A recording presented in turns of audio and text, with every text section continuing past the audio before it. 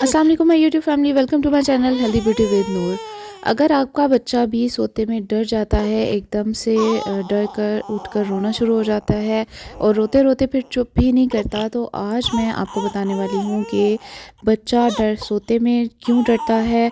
बच्चा सोते में अगर डर जाए तो उसके लिए आपको क्या करना चाहिए कि फ़ौरन से बच्चा रिलैक्स हो जाएगा और आराम से दोबारा सो जाएगा और रोएगा नहीं, आपको तंग नहीं करेगा। साथ भी कुछ दिनों से बहुत ज़्यादा डर रहा था, सोते में वो एकदम से उठ जाता था और उठकर बहुत ज़्यादा रोना शुरू हो जाता था। साथ इतना ज़्यादा डर रहा था सोते कि एकदम से वो झटका लेकर उठता था और उठकर एक उसकी आंखें खुल जाती थी और वो रोना शुरू हो जाता था ज़ोर ज़ोर से, जैसे बहुत बुरी तरह से वो डरा है। अक्सर ये कहा जाता है कि बच्चे को नज़र हो जाती है और जिसकी वजह से वो इस तरह से डर जाता है या ज़्यादा रोता है। इसके अलावा कहा जाता है कि जब बच्चा ऐसे डरे तो उसके पास छुरी रखना चाहिए या लोहे की कोई चीज़ रखना चाहिए। बेबी जब मदर वूब में होता है तो वो एक ऐसी प्लेस होती है जहाँ पे ना तो लाइट पहुँच सकती है और ना दुनिया की जैसी कोई चीज़ होती है, एक खुली प्लेस हो या इस तरह से कुछ भी ऐसा नहीं होता।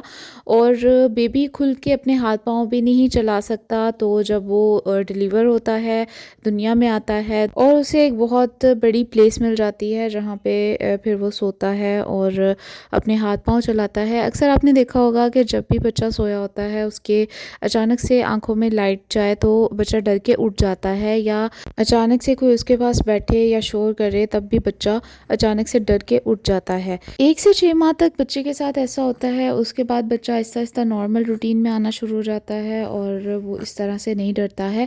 इसके लिए आपको चाहिए कि 1 से 6 माह तक आप बच्चे की नींद का ख़ास ख्याल रखें। बच्चे को ऐसी जगह पे सुलाएं जहाँ पे बच्चों का शोर ना हो या बच्चे उसे तंग ना करें, या एकदम से लाइट बच्चे के सामने ना लेके जाएं, या जैसे बच्चा सो रहा हो तो उसके ऊपर कोई कुशन वगैरह रख दे। इससे भी बच्चा बहुत ज़्यादा कंफर्टेबल रहता है, उसको लगता है कि माँ मेरे पास है और कोई ना कोई मेरे पास है, मैं अकेला नहीं हूँ, और इससे फिर बच्चा नहीं डरता और काफ़ी रिलैक्स होकर सोता है और अच्छी नींद लेता है। इसके बाद जो नज़र लग जाने वाली बात है वो भी बहुत सही है, लेकिन जो छुरी वगैरह वाली बात है वो मुझे लॉजिकल नहीं लगी, जिसकी वजह से वो मैं आपको नहीं कहूँगी। नज़र लगना बरहक है, अक्सर बच्चे को नज़र हो सकती है क्योंकि बच्चा सबको बहुत प्यारा लगता है। अक्सर लोग उसको बहुत प्यार की नज़र से देखते हैं, लेकिन जो भी है बच्चे को माँ की भी नज़र हो सकती है। ये मैंने खुद भी आजमाई हुई बात है मेरी। अक्सर जब साथ को नज़र हो जाती है तो ये बहुत बेचैन रहने लगता है, अपनी नींद नहीं पूरी ले पाता है और बहुत ज़्यादा बेचैन बेचैन सा रहता है। इसको बिल्कुल भी मतलब जैसे आम रूटीन में ये रिलैक्स होता है वैसा नहीं होता। तो मुझे समझ आ जाती है कि यार अब इसको नज़र लग चुकी है, तो उसके बाद मैं कुरान की आयत वगैरह इस पे पढ़कर दम करती हूँ, जिससे साथ बिल्कुल ठीक हो जाता है, बहुत आराम से सो जाता है और इंस्टेंटली वो हंसना शुरू हो जाता है। उससे पहले जो साथ बहुत ज़्यादा चिढ़ा होता है, बहुत ज़्यादा उसे इरिटेट हो रहा होता है, हर चीज़ से किसी भी तरह से चुप नहीं हो रहा होता और बहुत ज़्यादा उसे खिलाने कुछ भी कर लो आप, बच्चा नहीं ठीक होगा जब तक आप उसको इस तरह से दम वगैरह करके ठीक नहीं करेंगे। बच्चा रिलैक्स नहीं हो पाता है। तो ये मैंने भी आजमाया है, ये साथ पे भी अक्सर हो जाता है, साथ को भी अक्सर नज़र हो जाती है।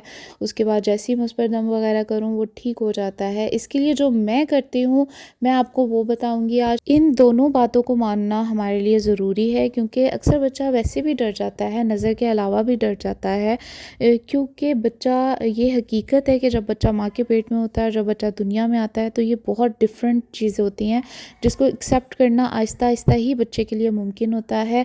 तो अगर आपका बच्चा भी इस तरह से डर जाए तो आप हल्का सा कोई कुशन उसके ऊपर रख सकते हैं और इससे बच्चे को लगेगा कि मेरी माँ का हाथ मेरे पर है या कोई ना कोई मेरे पास वह है।